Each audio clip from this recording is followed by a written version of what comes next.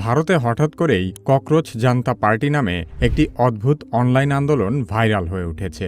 শুরুতে এটি ছিল শুধুই একটি সোশ্যাল মিডিয়া মিম, কিন্তু কয়েকদিনের মধ্যেই বিষয়টি লাখো তরুণের ক্ষোভ, হতাশা এবং প্রতিবাদের প্রতীকে পরিণত হয়েছে।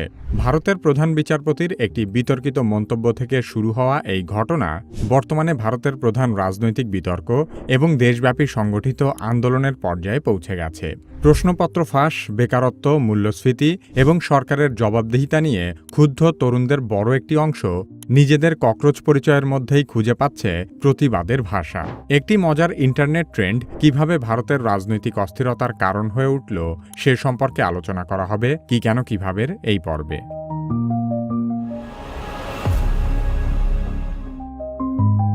ভারতের বিপুল সংখ্যক তরুণ দীর্ঘদিন ধরে অনিশ্চয়তার মধ্যে জীবন কাটাচ্ছে।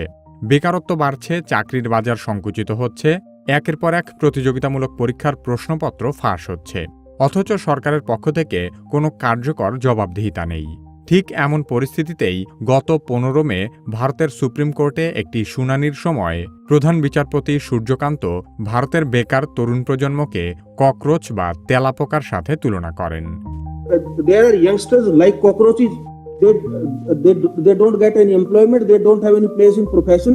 Some of them become media. Some of them become social media. Some of them become RTI activists. Some have become another activist, and they start attacking everyone. এই বিতর্কিত মন্তব্য সামাজিক মাধ্যমে বিস্ফোরণের মতো ছড়িয়ে পড়ে। ভারতীয় তরুণরা উপলব্ধি করে যে দেশের ক্ষমতাবানরা তরুণদের হতাশা বোঝার বদলে উল্টো তাদেরকে অপমান করছে। ঠিক এর পরদিন অর্থাৎ 16 মে যুক্তরাষ্ট্রের বোস্টন ইউনিভার্সিটিতে অধ্যয়নরত 30 বছর বয়সী ভারতীয় শিক্ষার্থী অভিজিৎ দীপকে সামাজিক মাধ্যমে একটি পোস্ট করেন। তিনি লেখেন, যদি সব ককরোচ এক হয়ে যায় তাহলে কি হবে। মজার ছলে সেদিনই তিনি তৈরি করেন ককরোচ জান্তা পার্টি বা সিজেপি নামে একটি অনলাইন রাজনৈতিক পেজ। এর উদ্দেশ্য ছিল ভারতীয় জনতা পার্টি বা বিজেপিকে বিদ্রূপ করা। মজার ছলে শুরু হলেও বিষয়টি খুব দ্রুত প্রতিবাদের প্রতীকে পরিণত হয়, কারণ তরুণরা এখানে শুধু হাস্যরস দেখেনি, বরং নিজেদের বাস্তবতার প্রতিফলন খুঁজে পেয়েছে। সাধারণত ইন্টারনেটে এ ধরনের ট্রেন্ড কয়েকদিনের বেশি টিকে না, কিন্তু সিজেপি ভিন্ন কিছু হয়ে উঠেছে। মাত্র কয়েকদিনের মধ্যে তাদের সামাজিক মাধ্যমের অনুসারী লাখ থেকে কোটিতে পৌঁছে যায়। ইনস্টাগ্রামে তাদের অনুসারীর সংখ্যা ভারতের সবচেয়ে বড় রাজনৈতিক দল বিজেপির দ্বিগুণেরও বেশি হয়ে যায়। সেই সাথে এআই জেনারেটেড কন্টেন্ট দিয়ে সাধারণ জনগণ ককরোচ জান্তা পার্টিকে উৎসাহ দিতে থাকে। সামাজিক মাধ্যমের ট্রেন্ড থেকে বিষয়টি রাজপথেও চলে আসে।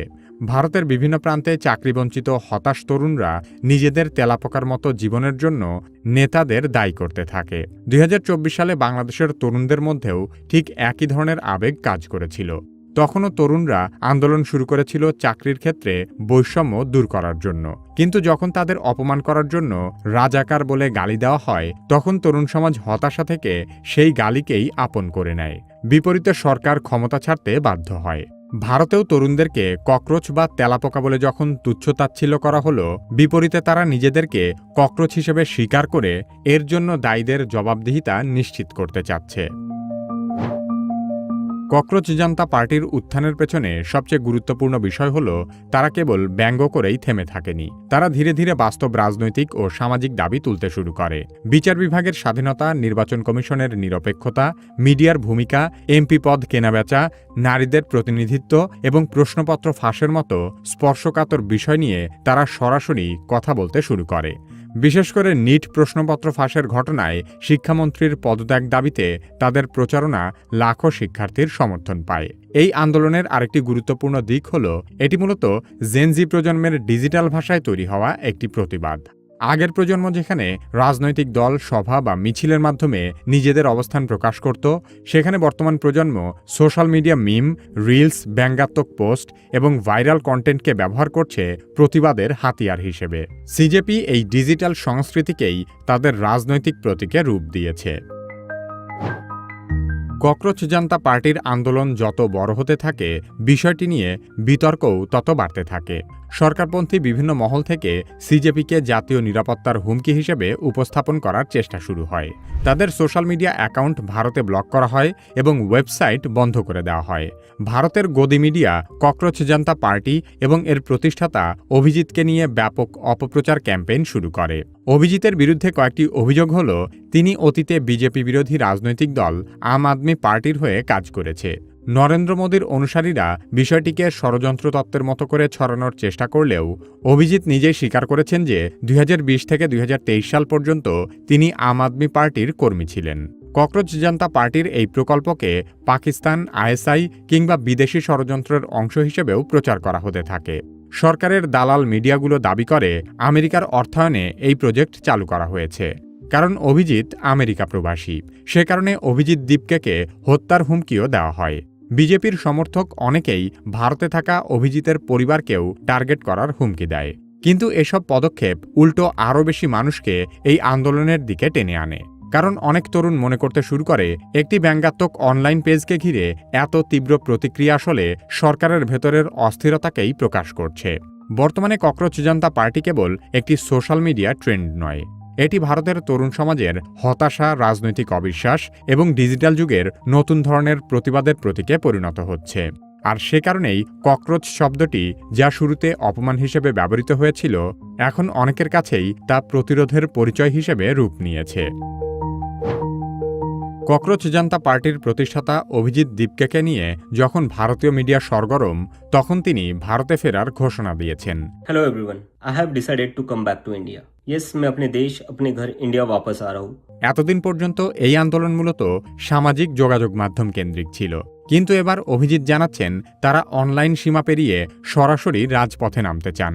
তিনি ঘোষণা দিয়েছেন 6 জুন যুক্তরাষ্ট্র থেকে অভিজিৎ ভারতে ফিরবেন এবং সেদিনই শিক্ষামন্ত্রী ধর্মেন্দ্র প্রধানের পদত্যাগ দাবিতে শান্তিপূর্ণ প্রতিবাদ আয়োজন করবেন। এই ঘোষণার পর সামাজিক মাধ্যমে ব্যাপক আলোচনা শুরু হয়েছে। কারণ অনেকেই মনে করছেন এটি আর শুধুই একটি ভাইরাল মিম বা ইন্টারনেট ট্রেন্ডের বিষয় নয়, বরং এটি ধীরে ধীরে বাস্তব রাজনৈতিক প্রতিবাদে রূপ নিচ্ছে। অভিজিৎ দীপকের ভাষায় দেশের কোটি কোটি শিক্ষার্থীর ভবিষ্যৎ অনিশ্চয়তার মুখে রয়েছে। নিট, সিবিএসই, সিইউটি এবং এসএসসি জিডি পরীক্ষাকে ঘিরে প্রশ্নপত্র ফাঁস ও অনিয়মের অভিযোগে 1 কোটির বেশি শিক্ষার্থী ক্ষতিগ্রস্ত হয়েছে। কিন্তু এখনও পর্যন্ত সরকারের দিক থেকে কার্যকর কোনো জবাবদিহিতা দেখা যাচ্ছে না। ককরোচ জনতা পার্টি দাবি করছে শিক্ষামন্ত্রীর পদত্যাগ দাবিতে তাদের অনলাইন পিটিশনে ইতোমধ্যে 8 লাখের বেশি মানুষ স্বাক্ষর করেছে। তাই এখন তারা শান্তিপূর্ণ গণ আন্দোলনের মাধ্যমে নিজেদের দাবি তুলে ধরতে চায়। অভিজিৎ দীপকের ককরোচ জনতা পার্টি আলোচনায় আসার পর থেকে তিনি বহু চাকরির অফার পেয়েছেন। তিনি চাইলে স্থায়ীভাবে আমেরিকায় থেকে আরামের জীবন কাটাতে পারতেন, কিন্তু তার অভিমত হল সবাই ভাবে কেউ একজন এসে আন্দোলনের নেতৃত্ব দিবে, কিন্তু কেউ নিজে সেই দায়িত্ব কাঁধে তুলে নিতে চায় না। তাই বিদেশের আরামের জীবন ছেড়ে অভিজিৎ এবার নিজে থেকেই সেই দায়িত্ব গ্রহণ করতে প্রস্তুত। বিশ্লেষকরা মনে করছেন অভিজিৎ দীপকের ভারতে ফেরার ঘোষণা আন্দোলনের জন্য একটি বড় পরীক্ষা হতে পারে। কারণ এখনো পর্যন্ত সিজেপি মূলত ডিজিটাল স্পেসে শক্তিশালী উপস্থিতি দেখিয়েছে, কিন্তু বাস্তব রাজপথে এই সমর্থন কতটা শক্তিতে রূপ নেবে সেটি এখন দেখার বিষয়। একই সঙ্গে সমর্থকদের একটি অংশ মনে করছেন সরকারের চাপ, অ্যাকাউন্ট ব্লক, হুমকি এবং মানহানির প্রচারণার পরও অভিজিৎ দীপকের দেশে ফেরার সিদ্ধান্ত নরেন্দ্র মোদী সরকারের উপর বড় ধরনের চাপ সৃষ্টি করবে। তবে সত্যিকার অর্থে ভারতের ক্ষমতাসীন হিন্দু মৌলবাদী বিজেপি সরকার কোনো ধরনের বিরোধী মত সহ্য করতে পারে না। অভিজিৎ ভারতে আসার পর হিন্দু জঙ্গিরা হয়তো তাকে সরাসরি হামলাও করে বসতে পারে। কট্টর হিন্দুত্ববাদীরা আসলে কতটা ভয়াবহ তার উদাহরণ সাম্প্রতিক সময়ে পশ্চিমবঙ্গে খুব ভালোভাবেই দেখা গেছে। হিন্দু জঙ্গি শুভেন্দু অধিকারী ক্ষমতায় এসেই মুসলিমদের কুরবানি দেওয়া বন্ধ করেছে, এমনকি ঈদের নামাজের উপরও আরোপ করেছে কঠোর বিধিনিষেধ। অথচ শুভেন্দু অধিকারী নিজেই কয়েক বছর আগে বিজেপির বিরুদ্ধে স্লোগান দিয়েছে, বিজেপি হটাও, বিজেপি হটাও, বিজেপি হটাও। মমতা ব্যানার্জির ঘনিষ্ঠ সাগরেদ থেকে শুভেন্দু কিভাবে মমতাকে হারিয়ে পশ্চিমবঙ্গের মুখ্যমন্ত্রী হল সে সম্পর্কে জানতে চাইলে কি কেন কিভাবের এই ভিডিওটি দেখতে পারেন।